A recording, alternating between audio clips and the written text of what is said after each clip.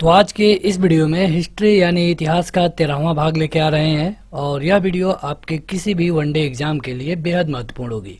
अगर आप चाहते हैं इस वीडियो का पीडीएफ डाउनलोड करना या फिर टेस्ट के रूप में लेना तो आपको ये वाला एप्लीकेशन डाउनलोड करना होगा।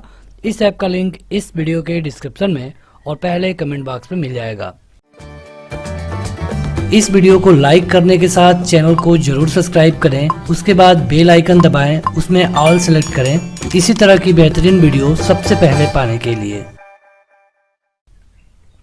शुरू करते हैं ये वीडियो। ये इसके लिए 13वां भाग है। 12 पार्ट ऑलरेडी अपलोड है एप्लीकेशन पे या फिर यूट्यूब के प्लेलिस्ट में जाकर आप उन्हें देख सकते हैं। किसी भी वनडे एग्जाम के लिए ये वीडियो बेहतरीन साबित होगी। क्वेश्चन है कि मुगल सम्राट अकबर के समय का प्रसिद्ध चित्रकार कौन था? इनमें से आपको बताना है।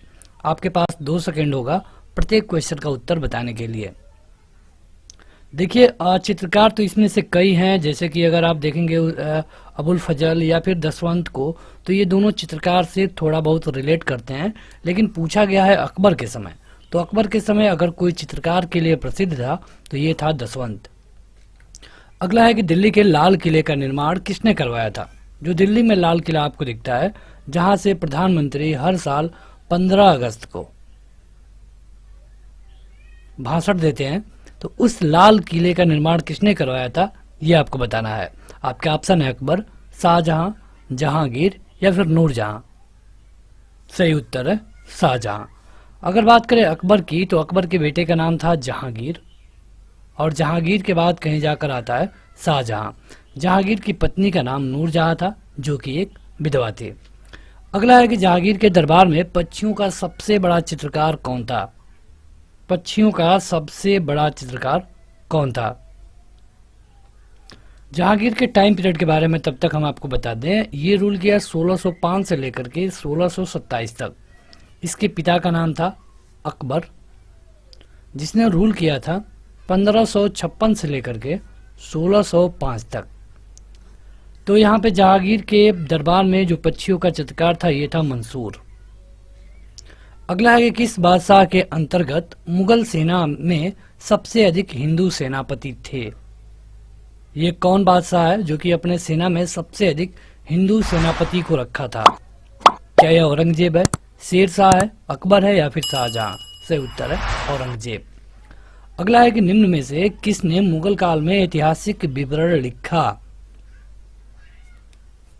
ये हुमायूं नामा इन्होंने लिखा था, तो आपको बताना है कि हुमायूं नामा को किसने लिखा। ये आपके लिए हिंट है। गुलबदन बेगम, जहां आरा बेगम, नूरजहां बेगम या फिर नानबदेज।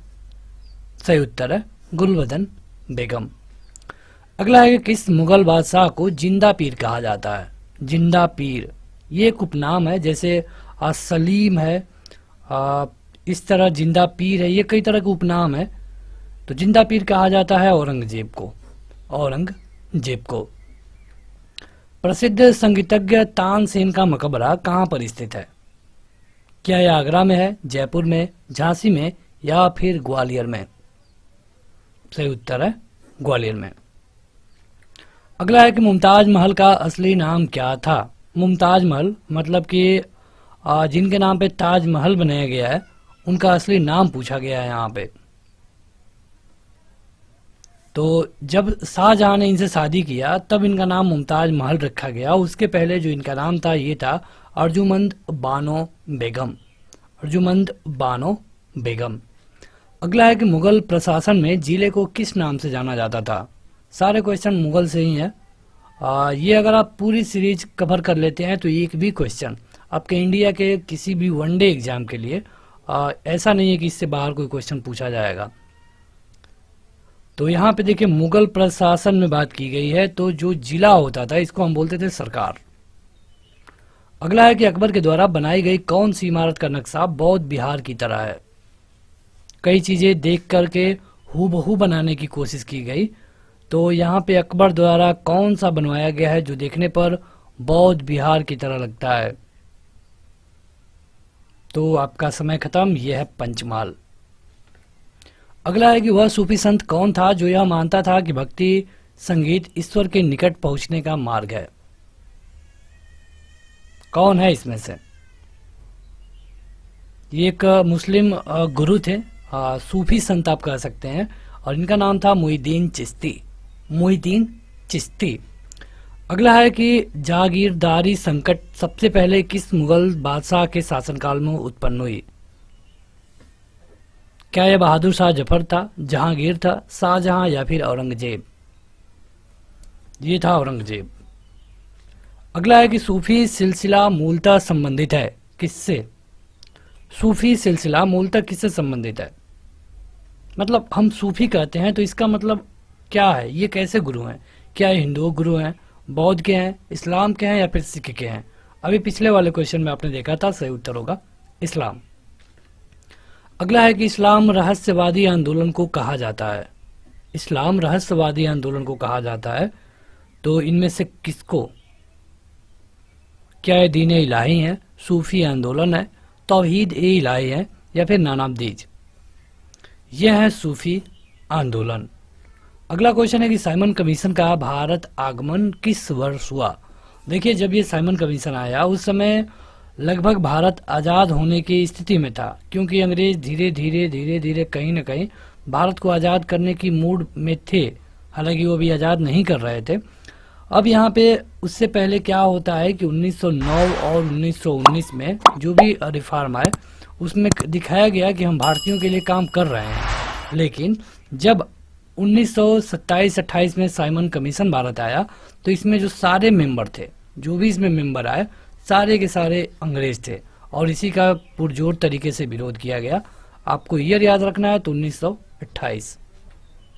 अगला है कि गुलबदन बेगम की पुत्री का नाम क्या था? किसकी पुत्री थी गुलबदन बेगम? इसने हुमायूंनामा की रचना की है, तो आपको बताना है कि ये किसकी पुत्री थी। ये है बाबर की। अगला है कि अकबर के काल में महाभारत को फारसी में अनुवाद कराया गया था, किसके निर्देशन पे? मतलब कौन कराया? ये है फैजी।